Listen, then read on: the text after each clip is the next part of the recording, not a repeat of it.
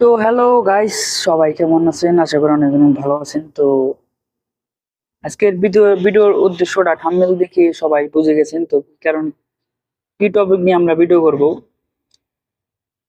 তো নাফাত যে অ্যাপটা আছে, তো সেই অ্যাপটা আপনার অনেক সময় প্লে স্টোরে শো করে না। প্লে স্টোরে শো কিসের জন্য করে না? তো আমাদের যাদের বাংলাদেশে জিমেল অ্যাকাউন্ট আছে, তো বাংলাদেশে জিমেলের জন্য আমাদের যে নাফাত অ্যাপ আছে, নাফাত অনেক সময় আপশিট এগুলো আসে না। তো এগুলোর জন্য আপনারা কি করবেন? তো প্রথমত আমি আপনার প্লে স্টোরে ঢুকি। তো এখানে আমি সার্চ করি নাফাত। নাফাত, এখানে দেখেন নাফাত কোনো অ্যাপ নাই। অ্যাপ এখানে শো করতেছে না। তো এখানে আপনার নাফাত তো জরুরি, আপনার নাফাত কিভাবে ডাউনলোড করবেন? তো এখান থেকে আমি আপনারা নতুন একটা জিমেল খুলবেন। তো নতুন একটা জিমেল সৌদি আরবের আপনার যে সার্ভারটা আছে, তো সেই সার্ভারের লগে আপনার অ্যাড হয়ে যাবে।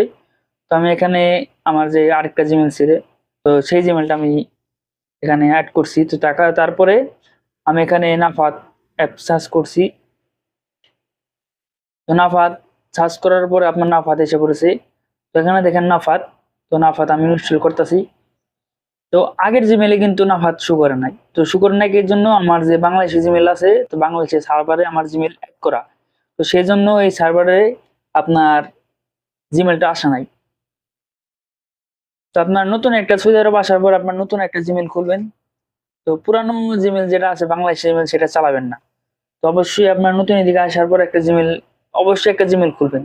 জিমেল যদি না খেলেন তাহলে আপনার নাফাত অ্যাপটা শো করবে না। নাফাত, তারপর অনেক ব্যাংক অ্যাকাউন্ট আপনার আসবে না।